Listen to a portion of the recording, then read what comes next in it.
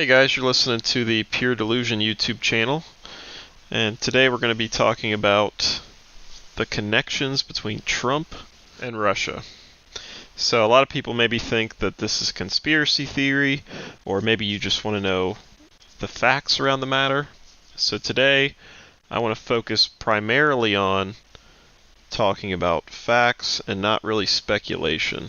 And I'll try to be as unbiased as I possibly can.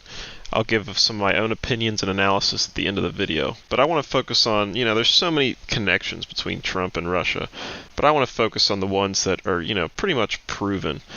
So, in my opinion, we can really start with Paul Manafort. So, if you don't know who Paul Manafort is, he was an advisor to U.S. presidential campaigns of Republicans Gerald Ford, Ronald Reagan, George H.W. Bush, and Bob Dole.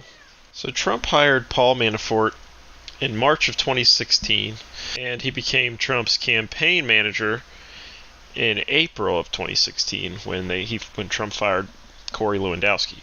So the Russia connection really comes in with Paul Manafort when you look at his background. So Paul Manafort worked for the Ukrainian president. His name was Viktor Yanukovych from 2006 to 2010. Yanukovych was viewed as a Putin ally and worked to implement Russian-friendly policies over his presidency.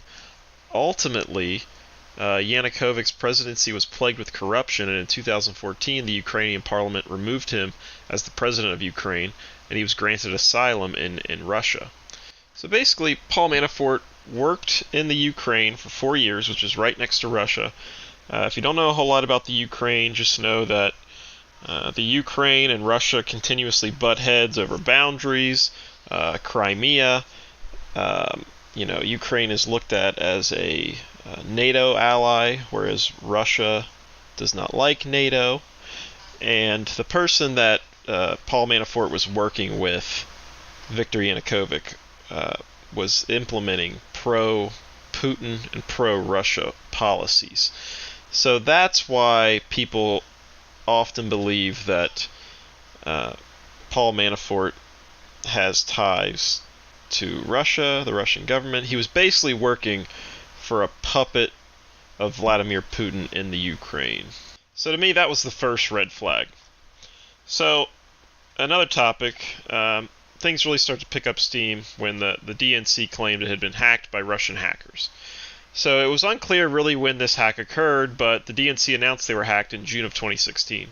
And I'm sure you remember, basically, WikiLeaks was the organization or website releasing a lot of the information that had been hacked and acquired from the DNC, and immediately, Hillary's campaign and the DNC came out and said, hey, we believe that Russia hacked us and is working to undermine our campaign with WikiLeaks and prop up Donald Trump.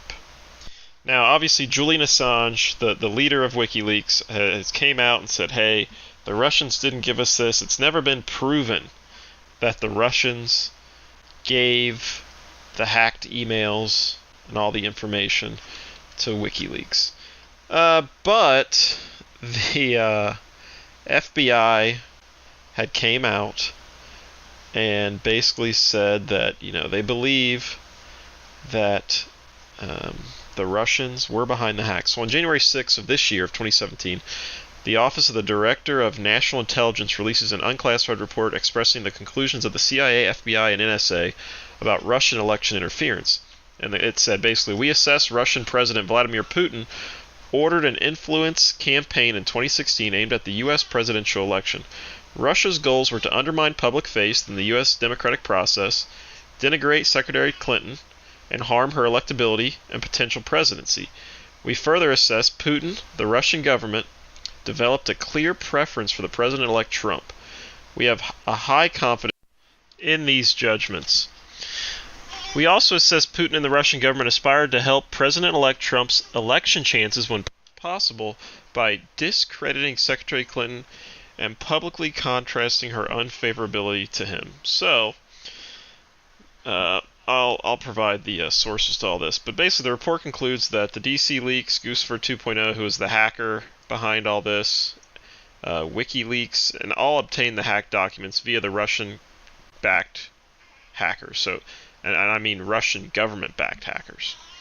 So, basically, to wrap up this whole hacking thing, the whole argument and idea around this is that the Russian government clearly had a hand in hacking the DNC and releasing emails. Now, obviously, what was in the emails was extremely concerning, especially to Bernie Sanders supporters, to any really American, in my opinion. But that's beside the point, because they were obtained illegally, and they were obtained with the purpose not really of exposing, or helping America per se, or helping the American electorate. It was the whole purpose and the thought behind the whole DNC hack was that these emails would make Hillary Clinton look bad and make Donald Trump look good.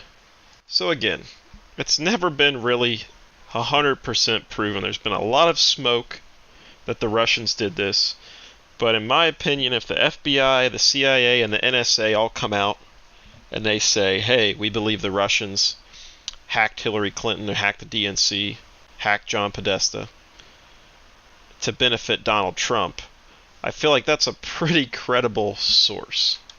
So moving on to a different topic, another red flag for people as far as Trump and Russia are concerned. So in July 2018, when the RNC is crafting their platform, they put in there, some pro-Ukraine language, that they're going to support NATO, they're going to arm Ukrainian rebels to fight the Russians. So the Washington Post reported in July 2018 when the RNC was crafting their platform. So they reported that the Trump campaign worked behind the scenes last week to make sure the new Republican platform won't call for giving weapons to Ukraine to fight Russians and the rebel forces, contradicting the view of almost all Republican foreign policy leaders in Washington. So, basically what that means is, I think people thought maybe it was a guy named Carter Page, a Trump advisor, or potentially Paul Manafort. So for the first time, and I think, I don't know how long, I'm not a history expert, but for the first time in a very long time, or possibly ever, the Republicans crafted a platform under the direction of, President Trump or his team to basically undermine Ukraine and not give them assistance when it comes to fighting off Russia. Basically, Russia is like an imperial power trying to take over Ukraine. They want Ukraine's land. There's definitely some cultural similarities between the two nations. So the reason that the United States is for Ukraine is basically because, we have a pretty poor relationship with Russia, particularly under Obama. But I guess ever since the Cold War, Russia and the United States have not been great friends. So that changing of the RNC platform was extremely disturbing to a lot of people, especially Republicans like John McCain, who view Russia as a threat, and especially Lindsey Graham as well. They've been the two most vocal opponents of Donald Trump and his Russia connections. So they could say they're gonna continue to keep investigating. But, some things have came up, but no, there's really never been a smoking gun just yet. So another thing that happened, in August 14th of 2017, the New York Times publishes an expose on Ukrainian documents that appear to show that $12.7 million in cash was earmarked for Manafort by the Russian-aligned party of regions in Ukraine. So basically, it's the pro-Russia party in Ukraine. So they earmarked $12.7 million in cash to pay Manafort. Now, Manafort said that he was a strategist. He gave advice to the Russians, or to the Ukrainian party that was pro-Russia. And so when this came to light, Manafort obviously denied it vehemently. But Manafort ended up resigning after these allegations came to light, and it looked pretty bad on him. So another topic that people are really interested in is this dossier, however you want to pronounce it. So a dossier is a collection of documents about a particular person of subject. So this dossier came out. It's a 35-page document claiming that Russia is in possession of damaging or embarrassing information about Trump, which could be used for blackmail to get Trump to cooperate with the Russian government. The material includes allegations about Trump's sexual and financial dealings in Russia. The dossier further alleges that Trump has been cultivated and supported as a presidential candidate by Russia for over 5 years, with the overall aim of creating divisions between Western alliances. That Trump has extensive ties in Russia, and there have been multiple contacts between Russian officials and people working within the Trump campaign. So, December 26th, this guy named Oleg Uravonkin, a former KGB official who was suspected of assisting a British spy in compiling this dossier that alleged Trump ties to Russia, was found dead in the backseat of his car in Moscow. So the dossier has never really been 100% proven. I think there's some really strange things in there about how Trump likes to get peed on by prostitutes in Russia, and a lot of people like to make fun of him for that. But the dossier is kind of like a lot of rumors, so it's nothing really factual, but it raises a lot of eyebrows when people think about this whole Trump and Russia connection here. So the last thing I want to talk about here is the connections between people on Trump's staff or people in his campaign to either Russia or the Russian businesses. So let's start with Jeff Sessions. So Jeff Sessions is Trump's attorney general. So when he was going through the nomination process, he was asked, hey, did you or anybody on Trump's campaign meet with any officials from Russia? And he denied it. He said, no, not that I know of, and it definitely wasn't me. Come to find out that he met with the Russian ambassador, his name's Kislyak, and he met with him twice. And he said, Sessions said, hey, I don't remember what we talked about. So anyway, come to find out, Sessions says that he's going to recuse himself from any investigation around Trump and Russia. So it doesn't look good.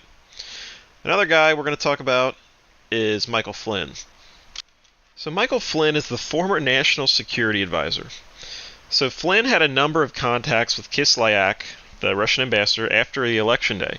So basically they figured this out because I think maybe the CIA or the NSA was listening to calls. They monitor calls, especially from Russia, since they're really not considered one of our greatest allies. They find out that Michael Flynn was talking to the Russian ambassador on the phone about how they're going to roll back sanctions for Russia that were pretty much implemented by Obama.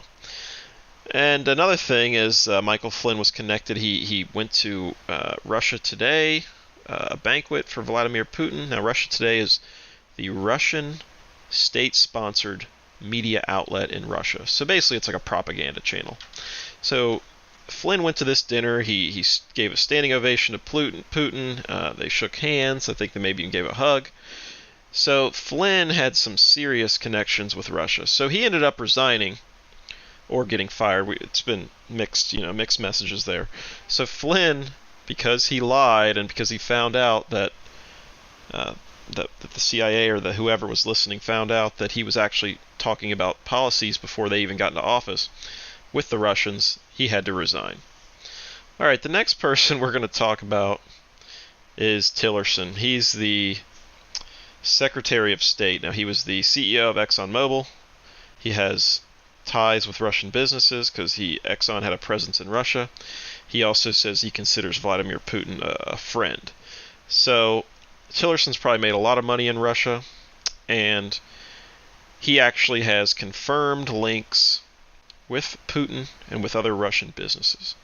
Now, as you can see on this web here, there's possible links, and I'm really not going to touch on those.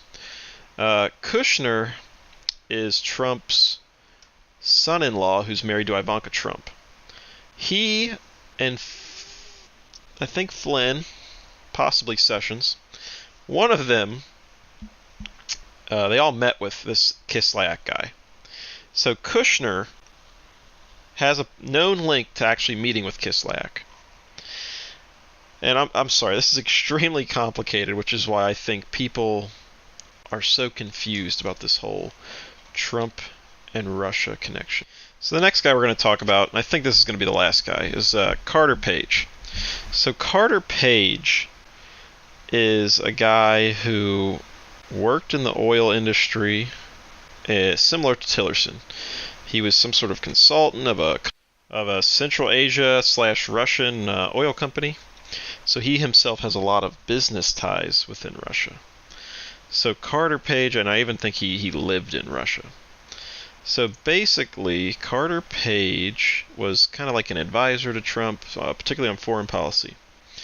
So Page he's being investigated for his links to the Russians, and he admitted that he met with Kislyak last year during the Republican National Convention in Cleveland. So basically we find out that Trump and his staff were meeting with Russia officials as early back as the Republican National Convention in Cleveland. So that's huge. So that's just what we know. So I guess to wrap this video up, because it's getting kind of long, my own thoughts on the whole matter. To me, it seems extremely shady that the love affair between Trump and Vladimir Putin, when you add up all the links and the connections with Russia as well as Putin, is known for having political opponents and journalists killed, often by poison. This is just not a guy we want to be friends with. I think Vladimir Putin's long game is to attempt to replace the U.S. as the world's superpower. People look at the United States as the top country in the world. Well, Putin wants Russia to be that country, and he wants to undermine the United States in that respect. I think, he definitely hired people to hack the DNC, to undermine Hillary, to put Trump in there, kind of like a puppet. Putin's the king of puppet governments, finding those allies that are going to do what he wants, and I think Trump has done that. So ultimately, I think Russia will be the downfall of Trump.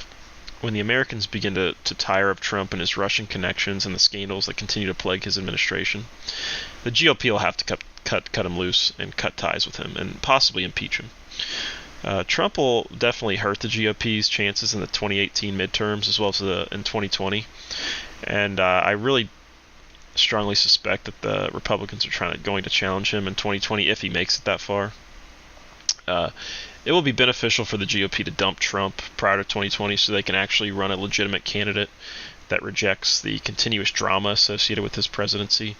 I think the establishment Republicans are definitely very concerned about the long-term trajectory of their party, particularly thanks to Trump.